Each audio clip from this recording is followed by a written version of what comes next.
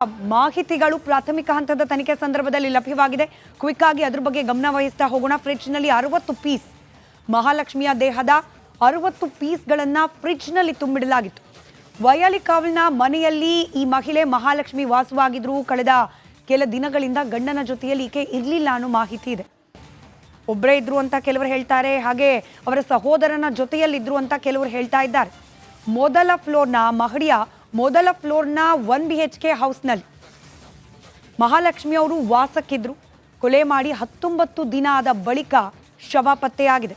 ಅಕ್ಕಪಕ್ಕದವರಿಗೆ ಹಿಂಗೆ ಶ್ರದ್ಧಾವಾಕರದ ಕೊಲೆ ಪ್ರಕರಣ ಬೆಳಕಿಗೆ ಬಂತು. ನೆರೆಹೊರೆಯವರಿಗೆ ಆ ವಾಸನೆಯ ಘಾಟು ಅನುಮಾನಕ್ಕೆ ಕಾರಣವಾಗಿ ಪೋಷಕರಿಗೆ ತಿಳಿಸಲಾಗಿತ್ತು, ಪೊಲೀಸರಿಗೆ ತಿಳಿಸಲಾಗಿತ್ತು. ದೆಹಲಿಯ ಪ್ರಕರಣದಲ್ಲಿ ಇಲ್ಲೂ ಕೂಡ ಹಾಗೆ ಆಗಿದೆ.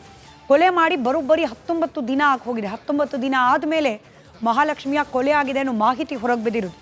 ಫ್ರಿಡ್ಜ್ ಆನ್ ಮಾಡಿಟ್ಟು ಹೋಗಿದ್ದ ಕೊಲೆಗಾರ ಹೆಚ್ಚು ದಿನ ಕೊಲೆಯನ್ನ ಮುಚ್ಚಾಕುವ ಪ್ರಯತ್ನದ ಭಾಗ ಇದು. ಫ್ರಿಡ್ಜ್ ಆನ್ ಇಟ್ಟು ರನ್ನಿಂಗ್ನಲ್ಲಿ ಇಟ್ಟು ಹೋದರೆ ಹೊಳೆಯಲ್ಲ ದೇಹ, ವಾಸನೆ ಬರೋದಿಲ್ಲ ಬೇಗ ಅನ್ನೋದು ಹಿಂದೆ ದೆಹಲಿಯಲ್ಲಾದ ಕೊಲೆ ಪ್ರಕರಣದಲ್ಲೂ ಕೂಡ ಗೊತ್ತಾಗಿತ್ತು. ಇಲ್ಲೂ ಕೂಡ ಅಂಥದ್ದೇ ಪ್ರಯತ್ನ. 15 ದಿನದ ಹಿಂದೆ ಕೊಲೆ ಆದರೂ ಕೂಡ ವಾಸನೆ ಬಂದಿರಲಿಲ್ಲ. ತಪ್ಪಿಸ್ಕೊಳ್ಳೋಕೆ ಸಮಯ ಬೇಕಾಗತ್ತೆ ಅಂತ ಹೇಳಿ ಪ್ಲಾನ್ ಮಾಡಿದ್ದಾನೆ ಕಿರಾತಕ. ಸೆಪ್ಟೆಂಬರ್ 2ರಂದು ಮಹಾಲಕ್ಷ್ಮಿ ಸೆಪ್ಟೆಂಬರ್ 2ನೇ ತಾರೀಕಿನಿಂದಲೇ ಯಾರ ಫೋನನ್ನು ಕೂಡ ಸ್ವೀಕಾರ ಮಾಡ್ತಿರ್ಲಿಲ್ಲ. ಇಷ್ಟು ದಿನ ಆದರೂ ಕೂಡ ಪೋಷಕರಿಗೆ ಅನುಮಾನ ಬರಲಿಲ್ವಾ, ಪೊಲೀಸ್ ಕಂಪ್ಲೇಂಟ್ ಕೊಡಲಿಲ್ವಾ? ಈ ಎಲ್ಲ ಅನುಮಾನಗಳು ಇದ್ದೇ ಇದೆ. ಇನ್ನು ಮೇಲಿನ ಫ್ಲೋರ್ನವರು ಓಡಾಡುವಾಗ ವಾಸನೆ ಬರ್ತಿತ್ತಂತೆ. ಮನೆಯಿಂದ ಏನು ವಾಸನೆ ಬರ್ತಿದೆ ಅನ್ನೋ ಅನುಮಾನ ಇದೆ. 2 ದಿನದಿಂದ ಮನೆಯಿಂದ ವಾಸನೆ ಬರ್ತಾ ಇತ್ತು. ಅದು ಕ್ರಮೇಣ ಹೆಚ್ಚಾಗ್ತಾ ಇದ್ದಂತೆ ಮಹಾಲಕ್ಷ್ಮಿಯ ತಾಯಿಗೆ ಫೋನ್ ಮಾಡಿ ತಿಳಿಸಿದ್ದಾರೆ. ಓನರ್ಗೆ ಹೇಳಿದ್ದಾರೆ. ಮೇಲ್ಗಡೆ ಫ್ಲೋರ್ನವರು ಓನರ್ ಮಹಾಲಕ್ಷ್ಮಿಯ ತಾಯಿ ಕಾಲ್ ಮಾಡಿದ್ದಾರೆ. ನಂತರದಲ್ಲೇ ಈ ವಿಚಾರ ಬೆಳಕಿಗೆ ಬಂದಿರೋದು. ಸಿಂಗಲ್ ಡೋರ್ ಫ್ರಿಡ್ಜ್, 165 ಲೀಟರ್ಸ್ನ ಸಾಮರ್ಥ್ಯವುಳ್ಳ ಫ್ರಿಡ್ಜ್ನಲ್ಲಿ ಶವ ಪತ್ತೆಯಾಗಿದೆ. ಫ್ರಿಡ್ಜ್ನಿಂದ ಹುಳುಗಳು ಕೂಡ ಹೊರಬರ್ತಾ ಇತ್ತಂತೆ.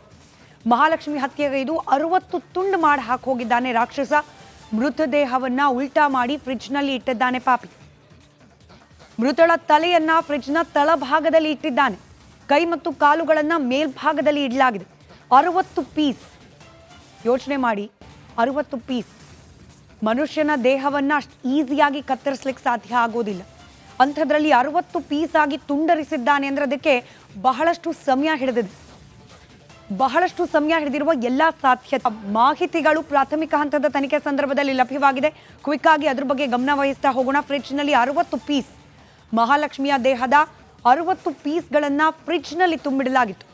ವಯಾಲಿಕಾವಲ್ನ ಮನೆಯಲ್ಲಿ ಈ ಮಹಿಳೆ ಮಹಾಲಕ್ಷ್ಮಿ ವಾಸವಾಗಿದ್ರು. ಕಳೆದ ಕೆಲ ದಿನಗಳಿಂದ ಗಂಡನ ಜೊತೆಯಲ್ಲಿ ಈಕೆ ಇರಲಿಲ್ಲ ಅನ್ನೋ ಮಾಹಿತಿ ಇದೆ. ಒಬ್ಬರೇ ಇದ್ರು ಅಂತ ಕೆಲವರು ಹೇಳ್ತಾರೆ, ಹಾಗೆ ಅವರ ಸಹೋದರನ ಜೊತೆಯಲ್ಲಿದ್ರು ಅಂತ ಕೆಲವರು ಹೇಳ್ತಾ ಇದ್ದಾರೆ.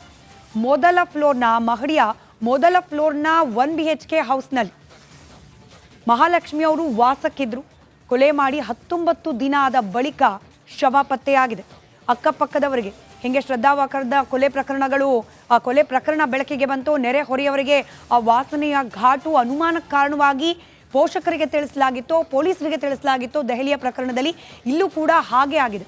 ಕೊಲೆ ಮಾಡಿ ಬರೋಬ್ಬರಿ 19 ದಿನ ಹೋಗಿದೆ. 19 ದಿನ ಆದಮೇಲೆ ಮಹಾಲಕ್ಷ್ಮಿಯ ಕೊಲೆ ಆಗಿದೆ ಅನ್ನೋ ಮಾಹಿತಿ ಹೊರಗೆ ಬಿದ್ದಿರೋದು. ಫ್ರಿಡ್ಜ್ ಆನ್ ಮಾಡಿಟ್ಟು ಹೋಗಿದ್ದ ಕೊಲೆಗಾರ ಹೆಚ್ಚು ದಿನ ಕೊಲೆಯನ್ನ ಮುಚ್ಚಾಕುವ ಪ್ರಯತ್ನದ ಭಾಗ ಇದು. ಫ್ರಿಡ್ಜ್ ಆನ್ ಇಟ್ಟು ರನ್ನಿಂಗ್ನಲ್ಲಿ ಇಟ್ಟು ಹೋದರೆ ಹೊಳೆಯಲ್ಲ ದೇಹ, ವಾಸನೆ ಬರೋದಿಲ್ಲ ಬೇಗ ಅನ್ನೋದು ಹಿಂದೆ ದೆಹಲಿಯಲ್ಲಾದ ಕೊಲೆ ಪ್ರಕರಣದಲ್ಲೂ ಕೂಡ ಗೊತ್ತಾಗಿತ್ತು. ಇಲ್ಲೂ ಕೂಡ ಅಂಥದ್ದೇ ಪ್ರಯತ್ನ. 15 ದಿನದ ಹಿಂದೆ ಕೊಲೆ ಆದರೂ ಕೂಡ ವಾಸನೆ ಬಂದಿರಲಿಲ್ಲ. ತಪ್ಪಿಸ್ಕೊಳ್ಳೋಕೆ ಸಮಯ ಬೇಕಾಗತ್ತೆ ಅಂತ ಹೇಳಿ ಪ್ಲಾನ್ ಮಾಡಿದ್ದಾನೆ ಕಿರಾತಕ. ಸೆಪ್ಟೆಂಬರ್ 2ರಂದು ಮಹಾಲಕ್ಷ್ಮಿ ಸೆಪ್ಟೆಂಬರ್ 2ನೇ ತಾರೀಕಿನಿಂದಲೇ ಯಾರ ಫೋನನ್ನು ಕೂಡ ಸ್ವೀಕಾರ ಮಾಡ್ತಿರ್ಲಿಲ್ಲ. ಇಷ್ಟು ದಿನ ಆದರೂ ಕೂಡ ಪೋಷಕರಿಗೆ ಅನುಮಾನ ಬರಲಿಲ್ವಾ, ಪೊಲೀಸ್ ಕಂಪ್ಲೇಂಟ್ ಕೊಡಲಿಲ್ವಾ? ಈ ಎಲ್ಲ ಅನುಮಾನಗಳು ಇದ್ದೇ ಇದೆ. ಇನ್ನು ಮೇಲಿನ ಫ್ಲೋರ್ನವರು ಓಡಾಡುವಾಗ ವಾಸನೆ ಬರ್ತಿತ್ತಂತೆ. ಮನೆಯಿಂದ ಏನು ವಾಸನೆ ಬರ್ತಿದೆ ಅನ್ನೋ ಅನುಮಾನ ಇದೆ. 2 ದಿನದಿಂದ ಮನೆಯಿಂದ ವಾಸನೆ ಬರ್ತಾ ಇತ್ತು. ಅದು ಕ್ರಮೇಣ ಹೆಚ್ಚಾಗ್ತಾ ಇದ್ದಂತೆ ಮಹಾಲಕ್ಷ್ಮಿಯ ತಾಯಿಗೆ ಫೋನ್ ಮಾಡಿ ತಿಳಿಸಿದ್ದಾರೆ. ಓನರ್ಗೆ ಹೇಳಿದ್ದಾರೆ. ಮೇಲ್ಗಡೆ ಫ್ಲೋರ್ನವರು ಓನರ್ ಮಹಾಲಕ್ಷ್ಮಿಯ ತಾಯಿ ಕಾಲ್ ಮಾಡಿದ್ದಾರೆ. ನಂತರದಲ್ಲೇ ಈ ವಿಚಾರ ಬೆಳಕಿಗೆ ಬಂದಿರೋದು. ಸಿಂಗಲ್ ಡೋರ್ ಫ್ರಿಡ್ಜ್, 165 ಲೀಟರ್ಸ್ನ ಸಾಮರ್ಥ್ಯವುಳ್ಳ ಫ್ರಿಡ್ಜ್ನಲ್ಲಿ ಶವ ಪತ್ತೆಯಾಗಿದೆ. ಫ್ರಿಡ್ಜ್ನಿಂದ ಹುಳುಗಳು ಕೂಡ ಹೊರಬರ್ತಾ ಇತ್ತಂತೆ. ಮಹಾಲಕ್ಷ್ಮಿ ಹತ್ಯೆಗೈದು 60 ತುಂಡು ಮಾಡಿ ಹೋಗಿದ್ದಾನೆ ರಾಕ್ಷಸ. ಮೃತದೇಹವನ್ನ ಉಲ್ಟಾ ಮಾಡಿ ಫ್ರಿಡ್ಜ್ನಲ್ಲಿ ಇಟ್ಟಿದ್ದಾನೆ ಪಾಪಿ. ಮೃತಳ ತಲೆಯನ್ನ ಫ್ರಿಡ್ಜ್ನ ತಳಭಾಗದಲ್ಲಿ ಇಟ್ಟಿದ್ದಾನೆ. ಕೈ ಮತ್ತು ಕಾಲುಗಳನ್ನ ಮೇಲ್ಭಾಗದಲ್ಲಿ ಇಡಲಾಗಿದೆ. 60 ಪೀಸ್. ಯೋಚನೆ ಮಾಡಿ, 60 ಪೀಸ್.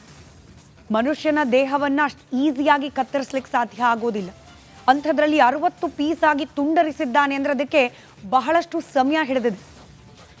ಬಹಳಷ್ಟು ಸಮಯ ಹಿಡಿದಿರುವ ಎಲ್ಲ ಸಾಧ್ಯತೆ ಮಾಹಿತಿಗಳು ಪ್ರಾಥಮಿಕ ಹಂತದ ತನಿಖೆ ಸಂದರ್ಭದಲ್ಲಿ ಲಭ್ಯವಾಗಿದೆ. ಕ್ವಿಕ್ ಆಗಿ ಅದ್ರ ಬಗ್ಗೆ ಗಮನ ವಹಿಸ್ತಾ ಹೋಗೋಣ. ಫ್ರಿಡ್ಜ್ನಲ್ಲಿ 60 ಪೀಸ್, ಮಹಾಲಕ್ಷ್ಮಿಯ ದೇಹದ 60 ಪೀಸ್ಗಳನ್ನ ಫ್ರಿಡ್ಜ್ನಲ್ಲಿ ತುಂಬಿಡಲಾಗಿತ್ತು. ವಯಾಲಿಕಾವಲ್ನ ಮನೆಯಲ್ಲಿ ಈ ಮಹಿಳೆ ಮಹಾಲಕ್ಷ್ಮಿ ವಾಸವಾಗಿದ್ರು. ಕಳೆದ ಕೆಲ ದಿನಗಳಿಂದ ಗಂಡನ ಜೊತೆಯಲ್ಲಿ ಈಕೆ ಇರಲಿಲ್ಲ ಅನ್ನೋ ಮಾಹಿತಿ ಇದೆ. ಒಬ್ಬರೇ ಇದ್ರು ಅಂತ ಕೆಲವರು ಹೇಳ್ತಾರೆ, ಹಾಗೆ ಅವರ ಸಹೋದರನ ಜೊತೆಯಲ್ಲಿದ್ರು ಅಂತ ಕೆಲವರು ಹೇಳ್ತಾ ಇದ್ದಾರೆ. ಮೊದಲ ಫ್ಲೋರ್ನ ಮಹಡಿಯ ಮೊದಲ ಫ್ಲೋರ್ನ 1 BHK ಹೌಸ್ನಲ್ಲಿ ಮಹಾಲಕ್ಷ್ಮಿ ಅವರು ವಾಸಕ್ಕಿದ್ರು. ಕೊಲೆ ಮಾಡಿ 19 ದಿನ ಆದ ಬಳಿಕ ಶವ ಪತ್ತೆಯಾಗಿದೆ.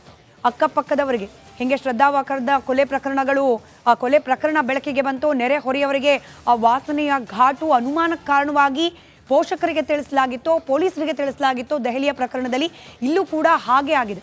ಕೊಲೆ ಮಾಡಿ ಬರೋಬ್ಬರಿ 19 ದಿನ ಹೋಗಿದೆ. 19 ದಿನ ಆದಮೇಲೆ ಮಹಾಲಕ್ಷ್ಮಿಯ ಕೊಲೆ ಆಗಿದೆ ಅನ್ನೋ ಮಾಹಿತಿ ಹೊರಗೆ ಬಿದ್ದಿರೋದು. ಫ್ರಿಡ್ಜ್ ಆನ್ ಮಾಡಿಟ್ಟು ಹೋಗಿದ್ದ ಕೊಲೆಗಾರ ಹೆಚ್ಚು ದಿನ ಕೊಲೆಯನ್ನ ಮುಚ್ಚಾಕುವ ಪ್ರಯತ್ನದ ಭಾಗ ಇದು. ಫ್ರಿಡ್ಜ್ ಆನ್ ಇಟ್ಟು ರನ್ನಿಂಗ್ನಲ್ಲಿ ಇಟ್ಟು ಹೋದರೆ ಹೊಳೆಯಲ್ಲ ದೇಹ, ವಾಸನೆ ಬರೋದಿಲ್ಲ ಬೇಗ ಅನ್ನೋದು ಹಿಂದೆ ದೆಹಲಿಯಲ್ಲಾದ ಕೊಲೆ ಪ್ರಕರಣದಲ್ಲೂ ಕೂಡ ಗೊತ್ತಾಗಿತ್ತು. ಇಲ್ಲೂ ಕೂಡ ಅಂಥದ್ದೇ ಪ್ರಯತ್ನ. 15 ದಿನದ ಹಿಂದೆ ಕೊಲೆ ಆದರೂ ಕೂಡ ವಾಸನೆ ಬಂದಿರಲಿಲ್ಲ. ತಪ್ಪಿಸ್ಕೊಳ್ಳೋಕೆ ಸಮಯ ಬೇಕಾಗತ್ತೆ ಅಂತ ಹೇಳಿ ಪ್ಲಾನ್ ಮಾಡಿದ್ದಾನೆ ಕಿರಾತಕ. ಸೆಪ್ಟೆಂಬರ್ 2ರಂದು ಮಹಾಲಕ್ಷ್ಮಿ ಸೆಪ್ಟೆಂಬರ್ 2ನೇ ತಾರೀಕಿನಿಂದಲೇ ಯಾರ ಫೋನನ್ನು ಕೂಡ ಸ್ವೀಕಾರ ಮಾಡ್ತಿರ್ಲಿಲ್ಲ. ಇಷ್ಟು ದಿನ ಆದರೂ ಕೂಡ ಪೋಷಕರಿಗೆ ಅನುಮಾನ ಬರಲಿಲ್ವಾ, ಪೊಲೀಸ್ ಕಂಪ್ಲೇಂಟ್ ಕೊಡಲಿಲ್ವಾ? ಈ ಎಲ್ಲ ಅನುಮಾನಗಳು ಇದ್ದೇ ಇದೆ. ಇನ್ನು ಮೇಲಿನ ಫ್ಲೋರ್ನವರು ಓಡಾಡುವಾಗ ವಾಸನೆ ಬರ್ತಿತ್ತಂತೆ. ಮನೆಯಿಂದ ಏನು ವಾಸನೆ ಬರ್ತಿದೆ ಅನ್ನೋ ಅನುಮಾನ ಇದೆ. 2 ದಿನದಿಂದ ಮನೆಯಿಂದ ವಾಸನೆ ಬರ್ತಾ ಇತ್ತು. ಅದು ಕ್ರಮೇಣ ಹೆಚ್ಚಾಗ್ತಾ ಇದ್ದಂತೆ ಮಹಾಲಕ್ಷ್ಮಿಯ ತಾಯಿಗೆ ಫೋನ್ ಮಾಡಿ ತಿಳಿಸಿದ್ದಾರೆ. ಓನರ್ಗೆ ಹೇಳಿದ್ದಾರೆ. ಮೇಲ್ಗಡೆ ಫ್ಲೋರ್ನವರು ಓನರ್ ಮಹಾಲಕ್ಷ್ಮಿಯ ತಾಯಿ ಕಾಲ್ ಮಾಡಿದ್ದಾರೆ. ನಂತರದಲ್ಲೇ ಈ ವಿಚಾರ ಬೆಳಕಿಗೆ ಬಂದಿರೋದು. ಸಿಂಗಲ್ ಡೋರ್ ಫ್ರಿಡ್ಜ್, 165 ಲೀಟರ್ಸ್ನ ಸಾಮರ್ಥ್ಯವುಳ್ಳ ಫ್ರಿಡ್ಜ್ನಲ್ಲಿ ಶವ ಪತ್ತೆಯಾಗಿದೆ. ಫ್ರಿಡ್ಜ್ನಿಂದ ಹುಳುಗಳು ಕೂಡ ಹೊರಬರ್ತಾ ಇತ್ತಂತೆ.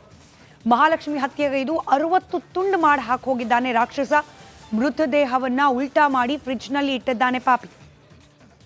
ಮೃತಳ ತಲೆಯನ್ನ ಫ್ರಿಡ್ಜ್ನ ತಳಭಾಗದಲ್ಲಿ ಇಟ್ಟಿದ್ದಾನೆ. ಕೈ ಮತ್ತು ಕಾಲುಗಳನ್ನ ಮೇಲ್ಭಾಗದಲ್ಲಿ ಇಡಲಾಗಿದೆ. 60 ಪೀಸ್. ಯೋಚನೆ ಮಾಡಿ, 60 ಪೀಸ್. ಮನುಷ್ಯನ ದೇಹವನ್ನ ಅಷ್ಟು ಈಸಿಯಾಗಿ ಕತ್ತರಿಸ್ಲಿಕ್ಕೆ ಸಾಧ್ಯ ಆಗೋದಿಲ್ಲ. ಅಂಥದ್ರಲ್ಲಿ 60 ಪೀಸ್ ಆಗಿ ತುಂಡರಿಸಿದ್ದಾನೆ ಅಂದ್ರೆ ಅದಕ್ಕೆ ಬಹಳಷ್ಟು ಸಮಯ ಹಿಡಿದಿದೆ. ಬಹಳಷ್ಟು ಸಮಯ ಹಿಡಿದಿರುವ ಎಲ್ಲ ಸಾಧ್ಯತೆ